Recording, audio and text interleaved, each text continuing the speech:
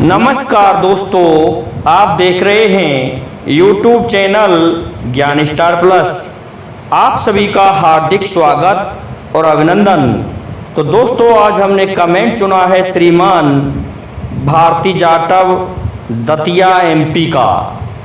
दोस्तों, ये लिखते हैं कि एक दैत्य जन्म्यो संसारा, 12 मस्तक भुजा 18, रुदन रुदन कर बोले बेना, 2032 है नैना।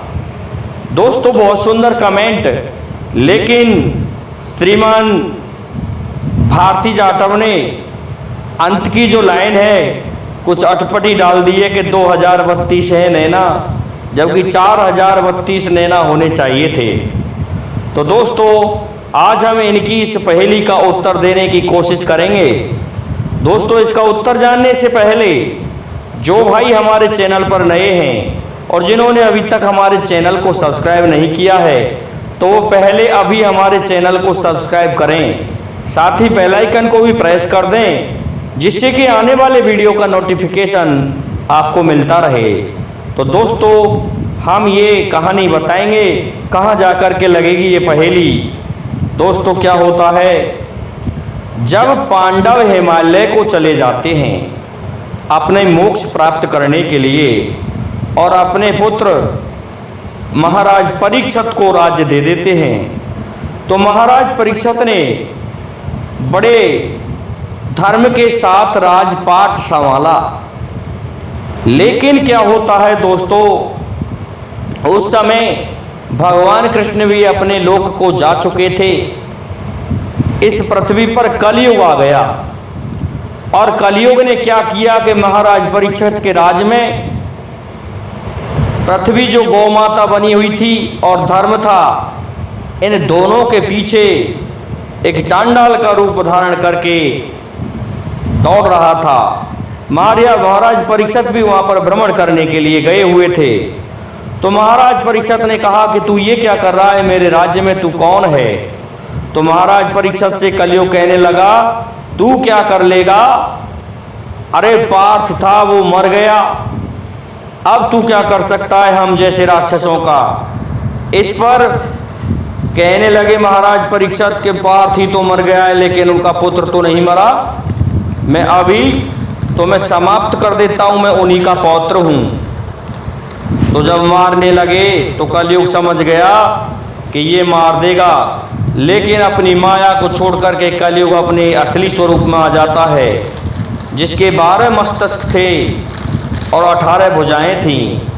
और दोस्तों, 2032 नैना नहीं, 4,32,000 नैना थे उसके, अर्थात कलयुग की जो आयु है वो 4,32,000 है। तो दोस्तों, कलयुग कहने लगा कि महाराज मैं आ चुका हूँ, क्योंकि मुझ जैसे 3 युग जा चुके हैं और अब मैं राज्य करूँगा। महाराज परीक्षित कहने लगे, रे अधर्मी, तू यहाँ से चला जा, तू जो भी कोई है, नहीं तो मैं तेरा अंत कर दूंगा। तो कलयुग ने चालाकी दिखाते हुए कहा कि महाराज, मुझे कहीं भी जगह नहीं है, इसलिए तुम मुझे तुम्हारे राज्य में जगह दे दो। तो कलयुग से महाराज परीक्षित कहने लगे कि ऐसा है, तुम कहाँ रहना चाहते हो कि तुम ही बता दो कि तुम अधर्मी हो, इसलिए तुम ऐसी जगह पर रहो। जुआ चोर हाट मत बेचा, कंचन में बस गए। तुम जुआ चोर हाट मत, इन शराब की दुकानों, सोना आदि में जाकर के बसो। हमारे यहाँ क्या करोगे? हम तो पार्थ के प्रपौत्र हैं, इसलिए हमारे यहाँ तू मत आ।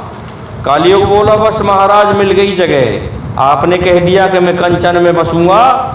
तो महाराज परीक्षित के शीश पर जो मुकुट था वह सोने का था और उस स्वर्ण में जाकर के बैठ जाता है कलयुग। और क्या करता है, अब तो कहते हैं कि मति राजा की बोराई, महाराज परीक्षित की मति भंग हो गई और कलयुग बैठ गया टाट पर। अब क्या होता है, महाराज परीक्षित प्रत्येक दिन गुरु आश्रम पर जाया करते थे पहुंच जाते हैं उन ऋषि के आश्रम पर और उन ऋषि को तपस्या करते हुए देख उससे मजाक करने की सोच लेते हैं और एक सर्प को उसके गले में डाल देते हैं। जब ऋषि की तालियां खुली तो ऋषि ने कहा कि ये क्या किया तुमने परीक्षित? तो परीक्षित हंस रहा था। हंसते हुए को देख के उन्हें क्रोध आ गया और उन्होंने साफ दे दिया कि जिस सर्प को तुमने मेरे गले में डाल दिया है वही तुम्हारी मृत्यु का कारण बनेगा। अब तो दोस्तों महाराज परीक्षित की फिर मति भंग हुई थी, वह दायरे में आ जाती है और महाराज परीक्षित उसका उपाय खोजने लगते हैं। इस प्रकार से वो चले जाते हैं अपने गुरु सुखदेव जी के पास में और सुखदेव से कहते हैं कि हे सुखदेव, आप मुझे उपाय बताइए, मुझे इस तरह से साफ दे दिया है। तो इस पर महाराज परीक्षित कहने लगे कि साफ तो पूरा होगा, परंतु मैं तुझे अमर करने के लिए एक अमर कथा सुनाता हूँ।